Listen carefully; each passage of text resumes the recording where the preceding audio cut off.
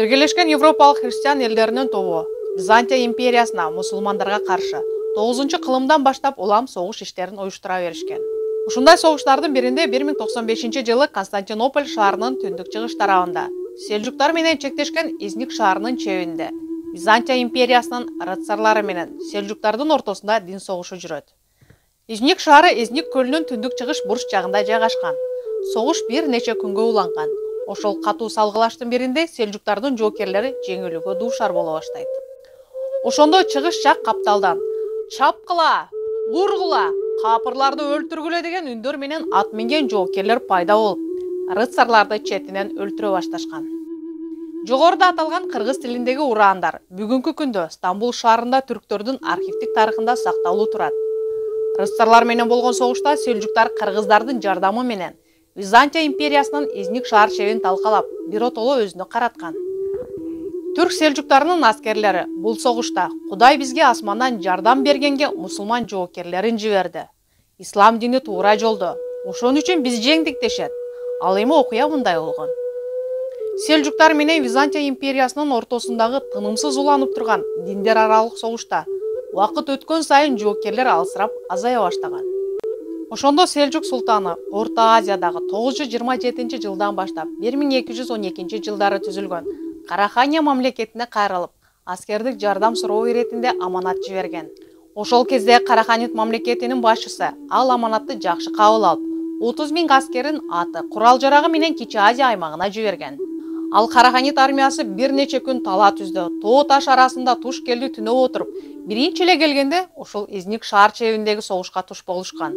Ошол кыргыздардын армия курамы Византия империясына каршы түрк селжуктары менен бирге согуштун күйгөн отунда 4 жылдай согушуп, 30 000 кыргыздан мекенине бирөө да кайткан эмес. Кыргыз армиясынын негизги бөлүгү ушул Изник шаарындагы согушта курман болушкан деп айтышат. Кийин түрк селжуктарына 11-чи кылымдын башында Ысык көл жана Чаткал чөлкөмдөрүнөн Каңды урусунан Сулайман көчүп барып, анын небереси Осмон империясын түптөгөн. Ошол Осмондун баласы Орхон 1324 жылдан баштап 1364 жылга чейин Осмон империясынын экинчи императору болгон. Орхон ушул Изник шаарында курман болгон кыргыз жоокерлеринин урматына 1330 жылдары Кыргыздар күмбөзү деп эки чоң бөлмөдөн турган күмбөз курдурган. Учурда бул күмбөз күнү бүгүнкүдөй сакталып, айлана тегереги темир тор менен тосулуп турат. Кире бериш жеринин сол жагында кыргыз баатырларынын элесин берген накта кыргыз жоокеринин айкели тургузулган. Ал эми оң жагында биринчи түрк, андан кийин кыргыз, андан ылдый жагында англис тилдеринде кыргыздар күмбөзү деп жазылып турат. Күмбөздүн ичине кире бериш жеринде кыргыздын кийизден жасалган шырдактары төшөлүп, бөлмөлөрдүн оң жана сол тарабында 35 см бийиктиктеги табыттарда согушта курман болгон кыргыз жоокерлеринин сөөгү катырылып турат. Табыттардын сырты калың жашыл материал менен капталып, араб ариптери менен сөздөр жазылган. Күмбөздүн артында узундугу 40 метр, туурасы 30 метр келген жер участогунда бактарак тигилген. Мына ушул күмбөзгө 2010 жылдан баштап Туркияда жашаган кыргыздар зыярат кылганды адатка айландырып келишет. Маалымат кыргыз Википедиясынан алынды. 2022 жылдын 15 майында Туркияда жашаган кыргыздар Изник шаарында кыргыз баатырларынын күмбөзүнө Куран окуп, кой союп зыярат кылышты. Зыяратка Кыргыз Республикасынын Туркиядагы атайын жана толук ыйгарым укуктуу элчиси Кубанычбек Өмүралиев, Стамбул шаарындагы башкы консулу Лира Сыдыкова, Изник районунун башчысы Режаи Карал, Изник шаарынын вице-мэри Халил Чакыр, Кыргызстан достук жана маданият кому, айымдар кому, ошондой эле Стамбул, Анталия, Анкара, Бурса, Алания жана Туркиянын башка аймактарында жашап жана окуп жаткан Кыргызстандын 300дөн ашуун жарандары катышышты.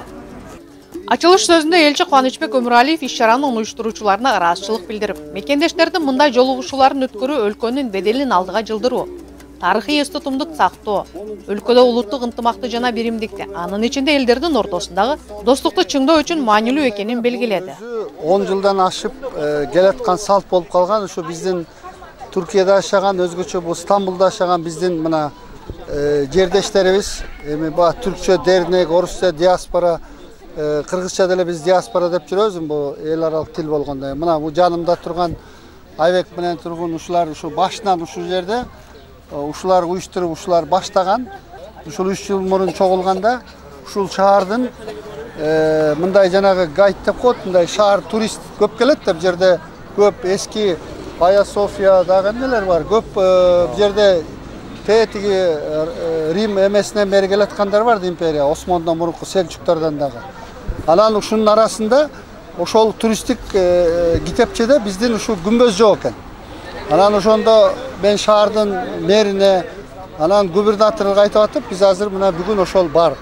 Анан муну дагы бир гана Түркия эмес, чет өлкөлүктөр келгенде дагы мына кире бериште турган жазуусун да оңдоп койдук. Bir üç tilde, Kırgızça, Türkçe, Anglizce. Ana bunu da uşul arkılı bizden Kırgızistan'da tanıt oldu sanılatta. Мындан тышкары элчи Кубанычбек Өмүралиев Кыргыз Республикасынын жарандардын укуктарын коргоо боюнча Кыргыз Республикасынын өкмөтү тарабынан жүргүзүлүп жаткан иштер, Кыргыз Республикасы менен Түркия өкмөттөрүнүн ортосундагы социалдык камсыздоо жөнүндө макулдашуу, ага ылайык мыйзамдуу иштеген жана камсыздандыруу төгүмдөрүн төлөгөн эки өлкөнүн жарандары Кыргызстанда да Түркияда да пенсия жана жөлөк пул алуу мүмкүнчүлүгүнө ээ. Балдардын чет элдик паспортунун мөөнөтүн 3 жылдан 5 жылга чейин узартылышы жана башка тууралуу маалымат берди. Бүгүнкү иш-чара Изник шаарында өтүп жатат. Бул мааниси абдан терең иш-чара, себеби убагында ушул жерде биздин кыргыз аскерлерибиз курман болгон экен. Түрк тарабы дагы ошону бийик баа берип, ушундай бир эстелик койгон экен. Бул иш-чара жыл сайын өтөт. Быйыл катышуучулардын саны дагы көбүрөөк болду. Бул жерде биз 2010-жылдан бери келе атабыз да, жылга келчүбүз. 2010-до салт кылып алганбыз, ошондон баштап 2019-га чейин келип, анан 2020-2021-де келе албай калдык. Бул ошо быйыл ошо 11-жылы келип атабыз. 11 жолу келип атабыз ушул жерге. Май айынын башында деп баштап алганбыз, ошо Кыргызстан достук маданият коому болуп баштап. Анан ошо жыл сайын бая көбөйүп отуруп, эми быйыл дагы ушундай Анталиядан бери келип атат, мурда Анкара, Стамбул келчү.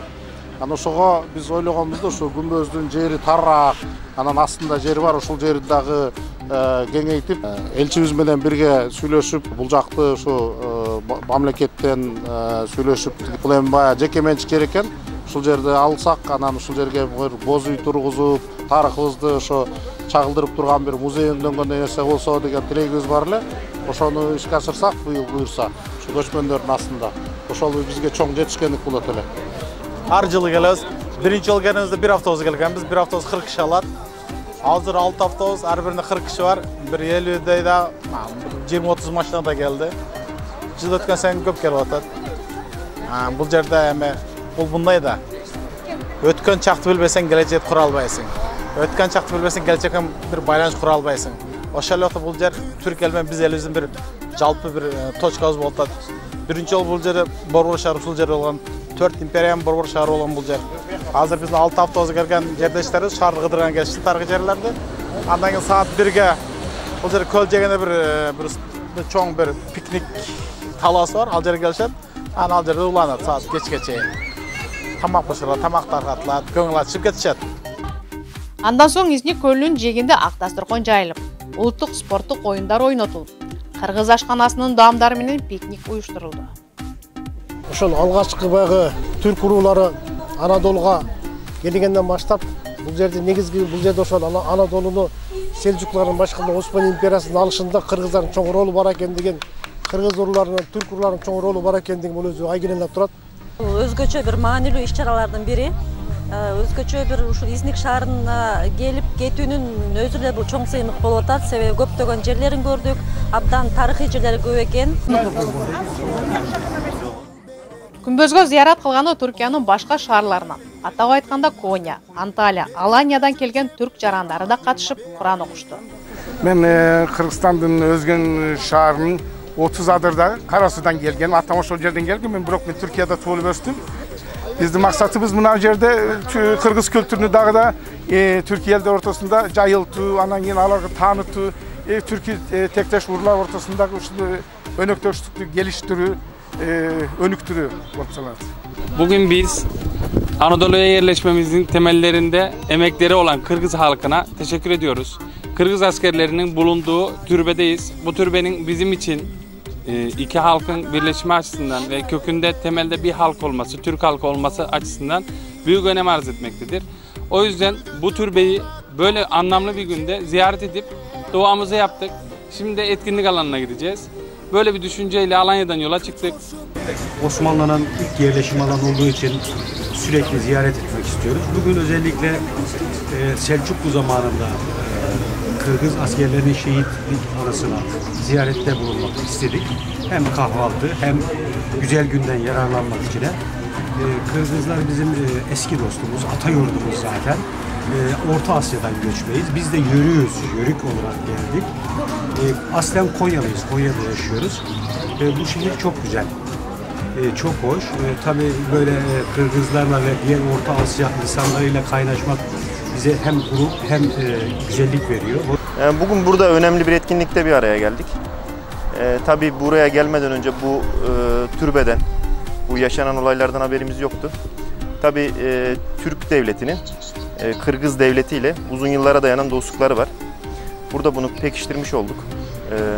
Böyle bir etkinlikte bulunduğumuz için mutluyuz. Bulcak'ta bizden ata-babalarımız 11. yılında gelip soğuşta Osmanlı İmperiyanı bağında gelip şu yakta soğuşup kalıp şehit bolğon. Uşul ata-babalarımızga bugün Kur'an okutkalı geldik. Адам баласы чет өлкөдө жүргөндө өзүнүн өлкөсүн сүйлөйт, өзүнүн өлкөсүндө жүргөндө өзүнүн үйүн сүйлөйт. Бул жерде дагы Кыргызстандан келген ар бир кыргыз экенин унутпай, ушундай ата-бабалардын када салттарын кылган эрдиктерин унутпай кылып жүргөнү албетте бул сыймыктана турган нерсе. Биз биринчи жолу келип атабыз бул жерге. Ушу аскерлерибизди дуа окутканы келдик. Ушундай иш-чаралардагы көп жүрө берсин. Кыргыздын ынтымагы кай жерде болбосун, бирдимдикте бололу, ынтымакта бололу, бири-бирибизге жардам берип, колдоо болуп, Кыргыз деген атты жакшы таанытып, алдыга эле сүрө берели. Иш-чараны Стамбулдагы Кыргызстан достук жана маданият кому жыл сайын уюштуруп келет. Мадина Жапарова, Гүлдесте Капарова, Асель Тагай кызы, Супара каналы, Түркия өлкөсү, Изник шаары, 15 май 2022 жыл.